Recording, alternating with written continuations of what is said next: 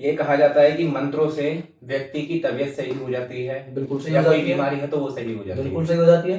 तो प्रत्येक मंत्र की वैकेंसी होती है। जैसे अभी हॉस्पिटल में मृत्युंजय मंत्र के ऊपर चेकअप किया, तो मृत्युंजय मंत्र कुछ डॉक्टर्स ने ही चेकअप किया। जो मरीज थे उनके बीच में एक स्पीकर रख करके मृत्युंजय मंत्र को उन्होंने अपनी एक सेट लिमिट पे बचाया। तो जब वो मंत्र उच्चारित हुआ तो 3 से 4 दिन के अंदर अंदर ही उन सभी रोगियों की सेहत में सुधार देखने को मिला। तो प्रेमानंद बाबा के बारे में क्या कहेंगे आप? प्रेमानंद बाबा खुद कहते हैं अपने बारे में कि मेरा प्रारब्ध है, वो उसको सही करना नहीं चाहते स्वयं ही। तो उनको क्या ये मंत्र पता नहीं है अभी बीच में वो उनको चेंज करना नहीं चाहते, वो ऐसा स्वयं बोलते हैं कि अब जैसे उनके पास एक संत आए थे, वो बोले तो उन्होंने बोला था कि आप तो खुद को खुद ठीक कर सकते हैं, तो आप खुद ठीक क्यों नहीं करते खुद को? तो वो बोले कि एक मक्खी को मारने के लिए ब्रह्मास्त्र का उपयोग क्यों करें?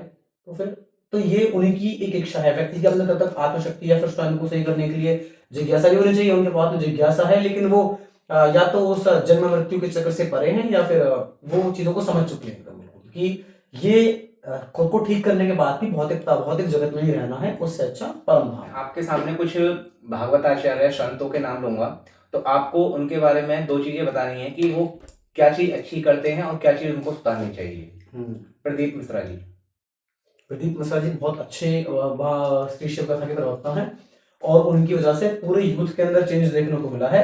उनको केवल वो ही टोल टोल के बताने चाहिए जो शिव पुराण होते हैं। उनको शिव पुराण के अलावा जो और नए नए टोटके उजागर करने की आवश्यकता है वो नहीं करनी चाहिए। और मैं तो बहुत नीचे हूँ, बहुत ज्यादा विद्वान है, उनको बस मैं तो ये एक सुझाव ही हो सकता है, सुझाव भी नहीं कहूंगा, लेकिन उनकी वजह से यूथ में युवाओं में बहुत परिवर्तन देखने को मिला, तो ये उनको प्रणाम करने योग्य है। देवकीनंदन ठाकुर जी। देवकीनंदन ठाकुर जी और बहुत ज्यादा एकदम ऐसे बातों को बड़ा चढ़ा करके बोलेंगे, और अंदर ही अंदर जो काम करने हैं वो काम करते रहेंगे। कुछ समय पहले देवकीनंदन जी के यहाँ पे रेड पड़ी थी, उसके अंदर करोड़ों रुपए निकले थे। मैं उस विषय में नहीं जानता, मैं बताया वो बहुत ज्यादा बाहर बहुत ज्यादा बोलेंगे कि मैं ये करूंगा, मैं वो करूंगा, वो करेंगे कि उन चीजों के लिए, लेकिन वो बच्चों को उस प्रकार का मौका ही नहीं देते, या फिर मौका देती हुई तो वो स्वयं को एकदम बिल्कुल एक पद प्रदान हमेशा कराते रहना चाहती है कि मैं ही बर्खास्त हुआ बस। अनिरुद्ध भगवताचार्य जी, वो हर तरीके से शांत बना लेते हैं। उनको क्या सुधार करना चाहिए? कोई सुधार करने की आवश्यकता नहीं है, उनको तो तबाही मचा देनी चाहिए।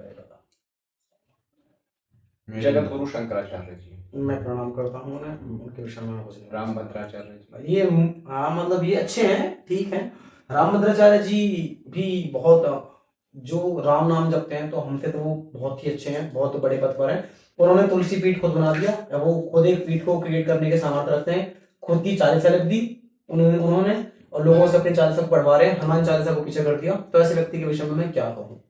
अभी उनके ऊपर कुछ विवादित वीडियोस भी बनाई गई थी लोगों के द्वारा कि उन्होंने प्रेमानंद बाबा के बारे में कुछ बोल दिया या हनुमान चालीसा के अंदर गलती निकाल दी। इस बारे में क्या? विद्वान भी कभी कभी मूर्ख हो जाते हैं, और क्योंकि इन लोगों को न केवल अपनी राजनीति करने से मतलब है। जब अभी सीजीआई जी ने विष्णु जी की प्रतिमा के लिए कहा था, तो उनके मुंह से एक शब्द नहीं निकला, ना धीरेन्द्र जी के मुंह से एक शब्द निकला, ना ही इनके मुंह से एक शब्द निकला, नहीं किसी ऐसे ना देवकीनंदन जी के मुंह से एक शब्द निकला। जब निग्रहाचार्य जी ने आवाज उठाई, उसके पश्चात ये सब उन्होंने बोलना आरंभ करा। बागेश्वर धाम सरकार सब एकदम है, यात्रा चलाएंगे दिल्ली से लेकर वृंदावन तक की अखंड सनातन यात्रा, परंतु जब बात आएगी सरकार के खिलाफ लड़ने की तो एकदम शांत पड़ जाएंगे, या फिर हिंदुओं के समर्थन में आने की तो एकदम शांत पड़ जाएंगे। पंडित वेदमूर्ति शास्त्री जी, वेदमूर्ति शास्त्री जी, हमारे वीडियोस में आने के लिए बहुत बहुत धन्यवाद। आता ही रहूंगा, डेली नहीं आऊंगा, वीडियो को कुछ समस्या नहीं है। जय श्री राम। जय श्री राम।